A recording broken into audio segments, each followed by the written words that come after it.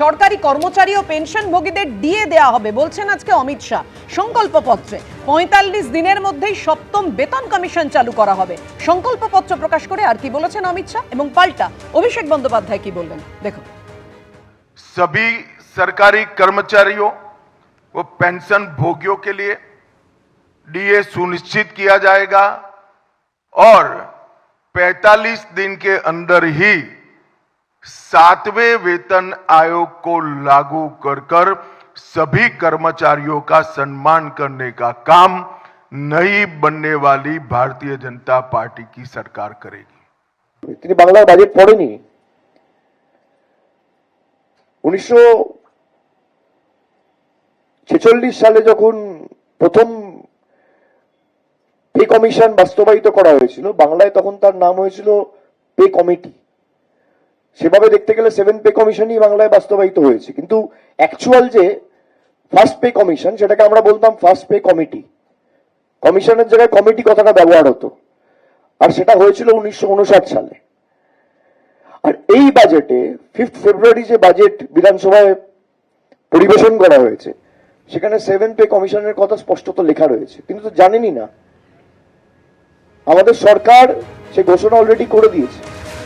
DA নিয়ে কিন্তু এখনো জট কাটেনি। আপনারা জানেন রাজ্য সুপ্রিম কোর্ট অবধি গিয়েছিল এবং তারপরে কিছুদিন আগেই ডিএ প্রতিশ্রুতি রক্ষা করার কথা বললেও এখনো পর্যন্ত সরকারি কর্মচারীরা তা নিয়ে নানান রকম ক্ষোভ প্রকাশ করে যাচ্ছেন। এদিকে যখন আজকে অমিত শাহ বলছেন সরকারি কর্মচারী ও পেনশনভোগীদের ডিএ দেওয়া হবে এবং ৪৫ দিনের মধ্যে সপ্তম বেতন কমিশন চালু করা হবে, অভিষেক বন্দ্যোপাধ্যায় বলছেন আগে তো বাড়িটা করে দেওয়া হোক। ইতিমধ্যেই তো রাজ্যের বাজেটে বলে দেওয়া হয়েছে পে কমিশনের কথা। চয়নদা দেখুন, এই চাপানুতলের মাঝখান থেকে যেটা হয়েছে সেটা হচ্ছে যে এখনও তো ডিএ পান। দ্বিতীয় যেটা সেটা হচ্ছে কি, এই 100 দিনের দুর্নীতিগুলো নিয়ে কথাবার্তা হচ্ছে। দুর্নীতিগ্রস্তদের শাস্তির কী ব্যবস্থা করেছিলেন কেন্দ্রীয় সরকার? যে কজন ডিএম বা সংশ্লিষ্ট যে অফিসাররা বা পঞ্চায়েতের প্রধান তাদের বিরুদ্ধে শাস্তি ব্যবস্থা করা হয়েছে। দুর্নীতিগ্রস্তদের চিহ্নিত করে শাস্তি দেওয়ার ব্যবস্থাটা করা উচিত ছিল। মাঝখান থেকে যেটা হচ্ছে প্রকল্পটাই প্রায় 2.5 বছর ধরে বা 3 বছর ধরে বন্ধ করে রাখা হয়েছে। আমি খুব স্পষ্টভাবে এটা জানতে চাইছি যে এই প্রতিশ্রুতি দিয়ে লাভটা কী? এখানে ত্রিপুরাতে 293টা প্রতিশ্রুতি দেওয়া হয়েছিল ওই গত বছর বিধানসভা নির্বাচনের সময়, অধিকাংশটাই রক্ষা করতে পারেননি। আরও মুশকিল কোন জায়গাটায় বলুন তো? কর্মসংস্থান, উত্তরপ্রদেশে কর্মসংস্থানের যে প্রতিশ্রুতি দেওয়া হয়েছিল সেগুলো রক্ষা করা যায়নি। আমরা তো নিজেরা দেখেছি 15 লক্ষ টাকা প্রত্যেকের অ্যাকাউন্টে ঢুকে যাবে। সেটা অমিত শাহ নিজে বলেছিল ওটা জুমলা ছিল, ওটা নেহাতি প্রতিশ্রুতি, ওটা বিশ্বাস করার কোনো জায়গা নেই। 2 কোটি চাকরির ভাঁওতা, এ তো আমরা দেখে এসেছি। আমরা যেটা বামফ্রন্টের পক্ষ থেকে যেটা প্রতিশ্রুতি দিয়েছি, দেখুন আমরাও বলেছি ভাতা দেওয়া হবে না। আমাদের এখানে তো সমস্যার জায়গা অন্য। আমরা তো ভাতা অনুদানটা একদম পরিষ্কার কথা। আপনি যদি এই প্রতিযোগিতা রাখতে পারেন আমরা কোথায় এগিয়ে সেটা শুনে নিন। আমরা বলছি ভাতাপ্রাপ্ত সমস্ত মহিলাদের স্বনির্ভর গোষ্ঠীতে অন্তর্ভুক্ত করে প্রশিক্ষণের মাধ্যমে উন্নত করে তাদের আয় কয়েক গুণ বাড়াবার ব্যবস্থা করা হবে। 5 বছরের মধ্যে 20 লক্ষ স্বনির্ভর গোষ্ঠী আমরা তৈরি করব। রাষ্ট্রায়ত্ত ব্যাংক, সমবায় ব্যাংক, গ্রামীণ ব্যাংক এবং নাবার্ডের মাধ্যমে সহজ শর্তে স্বনির্ভর গোষ্ঠীগুলোকে ঋণ দানের ব্যবস্থা করব। আরও যেটা চেষ্টা করব, গ্রামীণ অবৈধ বেআইনি মাইক্রোফিন্যান্সের জাল থেকে মহিলাদের মুক্ত করার চেষ্টা আমরা করব। একদম স্পষ্টভাবেই আমরা আমাদের রাস্তা অলরেডি নেমে গেছি। আমরা প্রতি মুহূর্তে না একটা এই লড়াইটা লড়ছি আমরা। আপনারা মদত দিচ্ছেন আমরা জানি, টাকা পয়সা দিচ্ছেন আমরা জানি।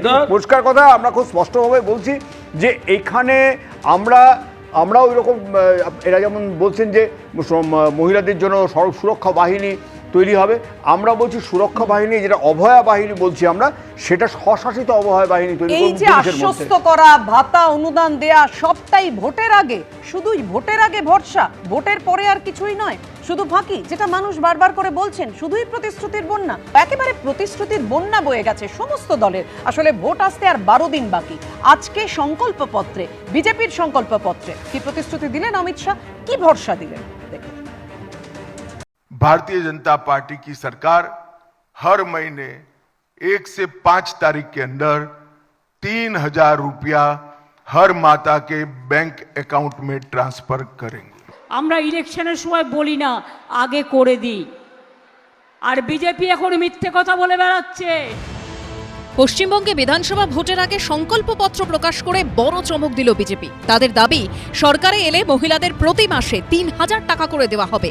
একই রকম ভাবে বেকার যুবক যুবতীরাও পাবেন মাসে ৩,০০০ টাকা করে।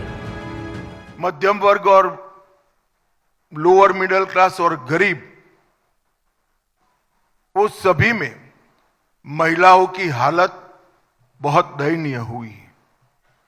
जब तक ये गड्ढा नहीं भरता है तब तक भारतीय जनता पार्टी की सरकार हर महीने 1 से 5 तारीख के अंदर 3,000 रुपया हर माता के बैंक अकाउंट में ट्रांसफर करेंगे। বলছে ওরা নাকি আপনাদের অনেক দেবে। বিহারে জানেন তো, ইলেকশনের আগে ব্যাংক অ্যাকাউন্টে মেয়েদের ঢুকিয়েছিল 8,000 টাকা, আর যেই ইলেকশন হয়ে গেছে চালিয়ে দিয়েছিল বুলডোজার, আর 1 পয়সাও দেয় না। আমাদের লক্ষ্মীর ভাণ্ডার সবাই পায়, ওরা যেটা চালু করেছিল টুকলি করে। আগামী দিন এই লক্ষ্মীর ভাণ্ডার সারা জীবন পাবেন আপনারা। আমরা বিজেপির মতো মিথ্যে কথা বলি না। শুধুমাত্র আর্থিক অনুদান দেওয়াই নয়, মহিলাদের ভোট পেতে তাদের জন্য আরো অনেক প্রতিশ্রুতি দেওয়া হলো বিজেপির তরফে। যেমন, তাদের সরকার ক্ষমতায় এলে চাকরিতে মহিলাদের 33% সংরক্ষণের ব্যবস্থা করা হবে। লাখপতি দিদির আওতায় আনা হবে 75 লক্ষ মহিলাকে। সরকারি বাসে বিনামূল্যে যাত্রা। প্রতি মণ্ডলে তৈরি হবে মহিলা থানা। পাশাপাশি প্রত্যেক থানায় থাকবে মহিলাদের জন্য সহায়তা ডেস্ক। पुलिस बल सहित राज्य की सभी नौकरियों में महिलाओं को 33% आरक्षण भारतीय जनता पार्टी की सरकार देगी। कभी भी हमारे चुने हुए मुख्यमंत्री को ऐसा स्टेटमेंट नहीं देना पड़ेगा कि इतनी देर रात को महिलाओं ने बाहर निकलने की जरूरत क्या है। ऐसे बंगाल का हम निर्माण करेंगे। আপনি তো দিল্লিতে বলেছিলেন 2,500 দেবো, তো দিল্লির মুখ্যমন্ত্রী তো এখানে এসে প্রচার করছে, আর দিল্লির মহিলারা টাকা পাচ্ছে না। টাকার প্রলোভন দিয়ে বাংলার মানুষকে কিনতে এসছেন। এসআইআর করে হয়নি, এজেন্সি দিয়ে হয়নি, ইলেকশন কমিশন লাগিয়ে হয়নি, এখন কি অর্থের বিনিময়ে বাংলার মায়েদের সম্ভ্রম কিনতে এসছেন? বিজেপির সংকল্পপত্রে আরও আশ্বাস দেওয়া হয়েছে, 45 দিনের মধ্যে 7ম বেতন কমিশন চালু হবে। প্রতিযোগিতামূলক পরীক্ষার প্রস্তুতির জন্য যুবক যুবতীদের 15,000 টাকা দেওয়া হবে। দুর্নীতির কারণে যারা সরকারি চাকরি পাননি তাদের বয়সসীমা পেরোলে চাকরির পরীক্ষায় 5 বছর ছাড় মিলবে। অনুপ্রবেশের বিরুদ্ধে জিরো টলারেন্স। এছাড়াও উত্তরবঙ্গের জন্য একাধিক প্রতিশ্রুতির কথা উল্লেখ করা হয়েছে বিজেপির সংকল্পপত্রে। উত্তরবঙ্গে আইআইটি, আইআইএম, এআইআইএমএস, এনআইএফটি তৈরি হবে। চা বাগানের জন্য গবেষণাগার। দার্জিলিং চাকে জনপ্রিয় করতে জিআই ট্যাগ দেওয়া হবে। উজ্জ্বল মুখোপাধ্যায়ের রিপোর্ট, এবিপি আনন্দ, কলকাতা। এবিপি আনন্দ, এগিয়ে থাকে, এগিয়ে রাখে।